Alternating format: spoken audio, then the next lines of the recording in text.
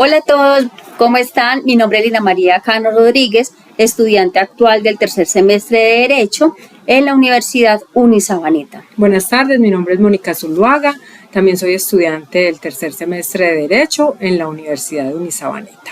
Hoy haremos un breve repaso de la Ley 1996 del 2019, en la cual adentraremos un poco a conocer las especificaciones de ella. Por ejemplo, el objeto, la regulación, los requisitos y para qué fue creada esta ley. Y aparte de eso, el grupo de apoyo o la población objetiva a la que entra esta ley. También iremos un poco por todos los derechos constitucionales de las personas discapacitadas en Colombia, llegaremos a algunas conclusiones, daremos algunas recomendaciones que pensamos son pertinentes para esta ley y también podremos hablar, si nos alcanza el tiempo, de algunas vivencias que hemos tenido con respecto a esta regulación. Tal y como lo menciona Moni, vamos a hablar un poco de ella y vamos a empezar con la presentación. Ahora sí, bienvenidos. Hola a todos. Vamos a empezar entonces a mencionar, a repasar un poco la ley 1996 del 2019, en la cual por medio se establece el régimen para el ejercicio de capacidad legal de las personas discapacidad mayores de edad. Desde allí vamos a ver cómo esta ley tiene un objeto, que era lo que mencionábamos al inicio. Esta ley fue creada para eliminar la capacidad, o sea, el término de incapacidad y cambiarla por discapacidad. Reconocer el valor jurídico a la voluntad de las preferencias de las personas con discapacidad. A su vez, reconocer a las personas con discapacidad no como pacientes, sino como personas con plenos derechos, que más adelante ampliaremos este concepto. Y por último, donde estas personas con discapacidad puedan acceder a una persona o representante de apoyo para la toma de decisiones. Bueno, vamos a entrar entonces en la explicación de la Ley 1996 del 2019, cual le mencionábamos al inicio, que se estableció en el régimen para el ejercicio de la capacidad legal de las personas con discapacidad, siendo la población objetiva los mayores de edad. El objeto de la ley fue creada para eliminar la palabra incapacidad por discapacidad, para reconocer el valor jurídico a la voluntad, es decir, a conocer y que pueda ejercer el derecho a mencionar y a describir las preferencias de las personas en calidad de discapacidad. Tercero, a reconocer a esas personas no como pacientes, sino como personas que pueden ejercer el derecho. Y por último, no menos importante, a que estas personas puedan acceder, en caso de requerir, un apoyo, que puedan tomar decisiones a través de una tercera persona. Para lograr entender un poco a qué se refiere esta ley, debemos tener claridad cuál es ese concepto de discapacidad. Y ese concepto va de la mano a aquellas, digamos, actitudes y aptitudes, condiciones o no condiciones que tiene una persona. Es decir, por eso en el acápite anterior mencionábamos de quitar el tema de incapacidad por discapacidad, y es que hasta qué punto la persona tiene la disposición o la conciencia, el raciocinio, por llamarlo así, de tomar una decisión por su propia voluntad. Entonces, diciéndolo de manera textual como aparece jurídicamente, la discapacidad es un concepto que evoluciona y que resulta de la interacción entre las personas con deficiencias y barreras debidas de actitud en el entorno que evitan su participación plena. Es decir, ¿será que una persona que tiene una patología médica mental tendrá la capacidad de tomar decisiones voluntariamente? Ya más adelante lo vamos a revisar. Ya entrando al tema jurídico legal, ahí vamos a entender la capacidad legal a qué se refiere, y es el reconocimiento de una persona de poderse obligar por sí misma, como lo hablábamos anteriormente, ¿Qué decisiones puede tomar una persona adulta, mayor de edad, que está en unas condiciones de vulnerabilidad, sea físicas o mentales, y que esa capacidad la pueda llevar a entrar a ella a tomar cierto tipo de decisiones, no solamente tributarias, económicas, familiares, sino sociales? O sea, estamos hablando de un contexto general. Bueno, esta regulación tiene algunos principios que van en concordancia con lo establecido en la Constitución colombiana y en la Convención de los Derechos de las Personas con Discapacidades. Entonces, estos principios son la dignidad, la primacía de la voluntad, la no discriminación, la autonomía, la celeridad, la igualdad de oportunidades y la accesibilidad. También la regulación nos explica cómo estas personas con discapacidad mayores y que son mayores de edad, cómo pueden ejercer sus derechos. Entonces van a ese proceso de jurisdicción que siempre debe ser voluntaria, que tiene que ser verbal, sumaria, y que debe ser pues solicitándose con una designación de apoyos, que debe ser celebrada por notaría o en centros de conciliación. Al celebrar estos acuerdos, de alguna forma se permite pues que estas personas mayores de edad tengan la capacidad de formalizar la designación de una persona que los ayudara, los asistiera a tomar todas las decisiones en estos actos jurídicos. Esta asignación tiene una duración de 5 años, de máximo 5 años, y es importante entender que es una determinación que debe ser por voluntad y para pues de alguna forma así recomendar su apoyo, el apoyo que requiere.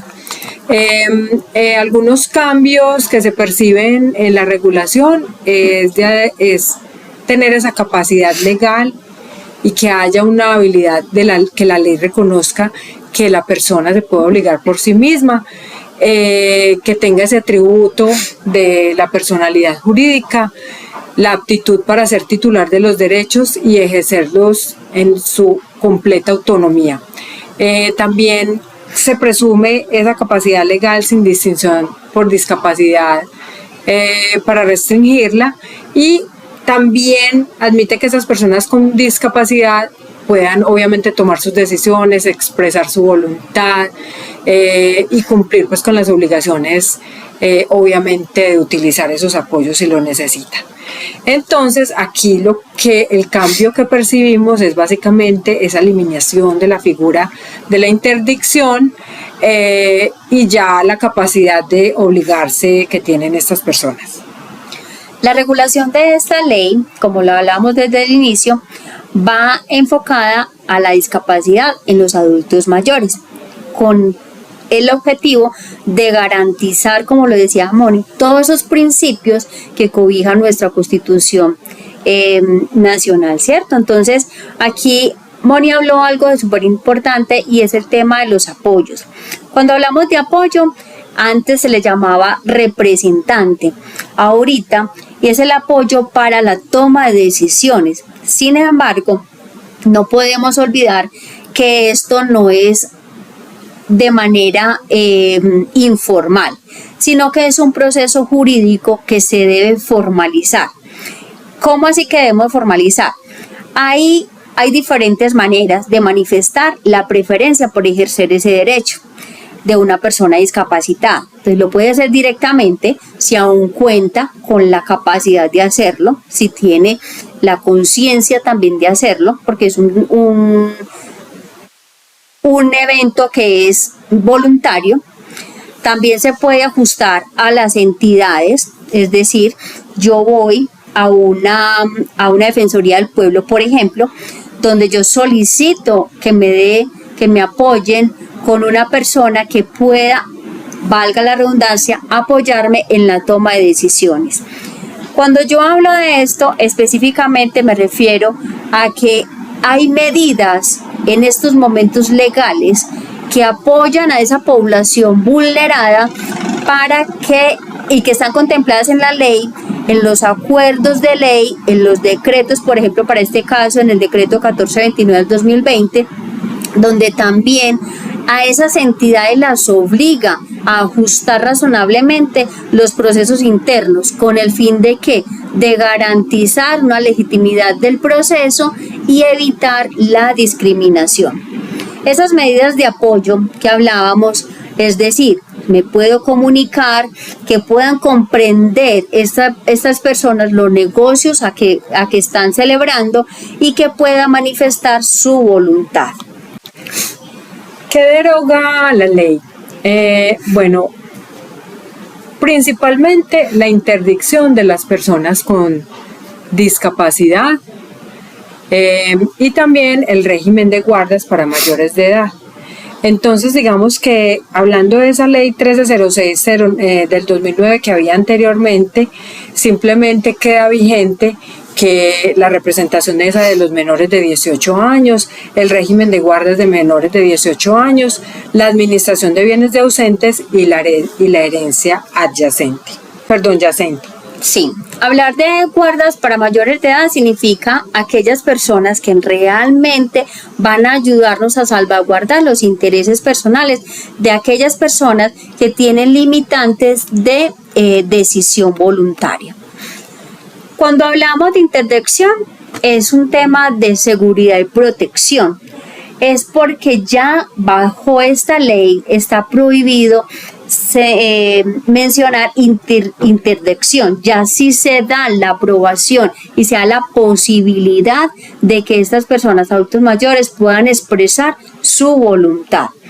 Es decir, no nos vamos muy lejos, me quiero casar, quiero hacer una compraventa, quiero hacer procedimientos médicos y decidir por mi propia salud. Ese tercero, esa persona de apoyo que se le asigne de acuerdo a las condiciones salud y mentales del adulto mayor es quien va a apoyar a la toma de decisión. Bueno, ¿cómo pueden esas personas con discapacidad manifestar esas preferencias y ejercer sus derechos? Simplemente de manera directa pueden recurrir y expresar que quieren que estas personas, expresar que quieren simplemente cumplir su voluntad, o de alguna forma pues hay entidades que deben hacer ajustes razonables a sus procesos. Hablando del tema de la persona de apoyo, es importante tener en cuenta la definición de cómo se requiere una persona de apoyo para alguien que está en un proceso o ya está diagnosticada como incapacidad. Es de anotar que esto se debe hacer de manera legal, es decir, bajo un proceso judicial, bajo una directiva anticipada, una escritura pública o un acta de conciliación. ¿Por qué? Porque esta persona de apoyo va a servir no solamente para representar o apoyar a esa persona que está en condiciones de vulnerabilidad, sino que también va a ejercer unas obligaciones jurídicas.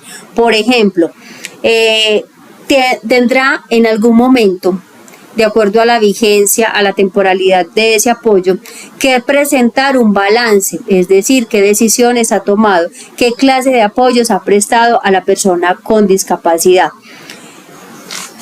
Si fuese por sentencia judicial, este informe lo debe hacer cada año, detallando cada una de las representaciones. Y si fue por escritura pública o acta de conciliación, esto se debe hacer en cualquier momento, sea que el ente judicial lo requiera o puede ser una familiar o demás. Es importante, ahora que menciono la familia, es que esta persona de apoyo no necesariamente debe ser un familiar, sino realmente debe cumplir con unos requisitos y especificaciones que los define la persona solicitante. Puede ser una persona externa, pero que cumpla con un nivel de confianza, credibilidad, que no va a haber ningún interés particular a ella que pueda verse afectado en las decisiones futuras. Bueno, ¿ante quién se pueden suscribir los acuerdos de apoyo? Esto, como lo mencionaba anteriormente, solo debe hacer para legalizarlo frente a una notaría, a un centro de conciliación. Bueno, el papel que tienen las personas de apoyo realmente es importante. Se han dispuesto en 3 clases de apoyo, que es el que elige el titular del acto jurídico mediante acta de conciliación o escritura pública ante notario, el que elige el titular del acto jurídico como directiva anticipada y el que establece el juez mediante proceso verbal sumario.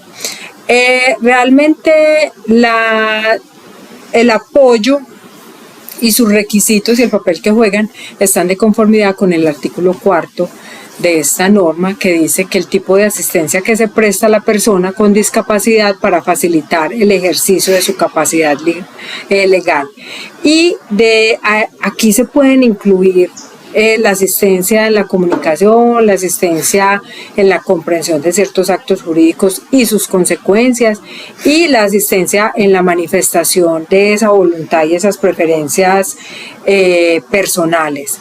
Esa clase de apoyo que se brinda depende obviamente de la persona, de la discapacidad que tenga, y pues se debe resaltar, como había dicho Lina anteriormente, que se puede tener por un periodo máximo de 5 años, los que pueden ser prorrogados, ya sea por sentencia judicial, acto de conciliación o escritura pública, y se puede tener más de un apoyo.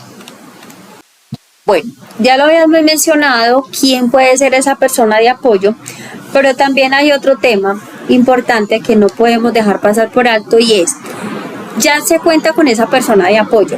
Ahora, ¿qué sucede si una persona en condición de discapacidad y se encuentra absolutamente imposible para expresar esa voluntad? Es aquí cuando entra el juez a mencionar que este es un proceso excepcional, es decir, ahí automáticamente los responsables de esa persona pueden solicitar ese apoyo dado a sus condiciones. ¿Y ese apoyo a qué significa? Hombre, hay un tema médico, pero quien está en la familia puede ser no tan cercano y no conoce su historia, pero resulta que la vecina sí la conoce porque conocía sus gustos, su tema vivencial más cercano. Entonces esa persona puede ser, después de una entrevista que haga el notario o el representante del centro de conciliación, puede ser a quien adjudique como apoyo a la persona con discapacidad. Esto en pro a cumplir con el tema de voluntad y no vulnerar aquellos principios que mencionamos al final. Ahora sí, para ya ir concluyendo, en la diapositiva que estamos viendo, vemos de una forma más reducida el tema del aporte que hace esta ley 1996 del 2019 a nuestra Constitución, y se basa en la transformación, en la regulación, en el tema de los apoyos, en la interpretación que le podemos dar a aquel valor agregado para esa población vulnerable. Ya para concluir, vamos a tratar de dar unas apreciaciones personales en las cuales vamos a identificar aquellos casos que posiblemente reales los podemos y vivenciales podemos estar hablando del cumplimiento de esta legislación. Bueno, como conclusiones sobre la ley 1996 del 2019, podemos decir que es el resultado de ese reconocimiento de derechos de las personas en situación de discapacidad. Es una inclusión social de esas personas discapacitadas, es otorgarles el valor a los actos jurídicos realizados por estas y dándoles plena autonomía en sus decisiones, así como en la formación de su proyecto de vida. También que estas personas que están en situación de discapacidad pues pueden designar a una o varias personas para que los apoyen, para que los aconsejen en el momento de realizar negocios, y que pues como ya hablamos anteriormente, designados mediante esa notaría, ese centro de conciliación o judicialmente por el juez de familia en un proceso pues de jurisdicción voluntaria que esa persona inicie. También pues como conclusión, ese plazo máximo de vigencia de ese apoyo, que será de 5 años, que es contado desde el punto de desde la designación. Y si lo desea prorrogar también lo puede prorrogar, está en su completa capacidad. Como conclusión final me atrevería a decir pues que es algo novedoso, es algo que se ha vuelto completamente inclusivo, que consiste en que estas personas que de alguna forma no se encuentren en discapacidad y sean designadas a apoyar a alguien, pues ya sean de su entera confianza, que tengan ya esa capacidad emocional y esa sensibilidad para de alguna forma aportarle esa confianza y que pueda apoyarlo jurídicamente a la persona con la discapacidad. Entonces, pues finalmente una intención pues de legislar o de normalizar el trato hacia estas personas que en Colombia, a modo de experiencia propia, he encontrado que ha sido difícil, que ha sido compleja, que puede faltar un poquito más de sensibilidad de los empleados públicos, un poquito más de actualización, un poquito de más tener la norma como actualizadita y estudiada. Bueno, como conclusión personal también tomo como prevalencia y es el tema de garantía el respeto de la dignidad humana hasta nuestro deceso, ¿cierto? Como bien lo conocemos, al pasar de los años vamos perdiendo conciencia, vamos perdiendo habilidades, oportunidades y demás, y nuestras familias en ocasiones no saben o desconocen cómo proceder frente a una persona en condiciones de incapacidad que pueda llevar a cabo y tomar decisiones para ciertas decisiones propias jurídicas, hablándolo así. Entonces pienso que el derecho de la no discriminación, del respeto por la dignidad, aquellos principios que están dentro de la Constitución, acá con esta ley se están protegiendo a una población específica y que realmente cumple con la condición, que como toda ley obviamente tiene unos vacíos que podrían ser de interpretación frente a la persona de apoyo que se reconozca. Esto es para decirlo ya y para finalizar, y es el tema de vinculación con intereses particulares, como lo mencionaba hace un momento, y es lo que tenemos que evitar. O sea, que cuidemos a nuestras personas adultas, y ya que conocemos un poquito de esta ley y entraremos a profundizar en la clase, pues yo sé que vamos a replicar esto hacia afuera a la sociedad, que es de desconocimiento y que quizás nos falta aplicación en la misma. Les deseamos una linda tarde, cuídense mucho, chao.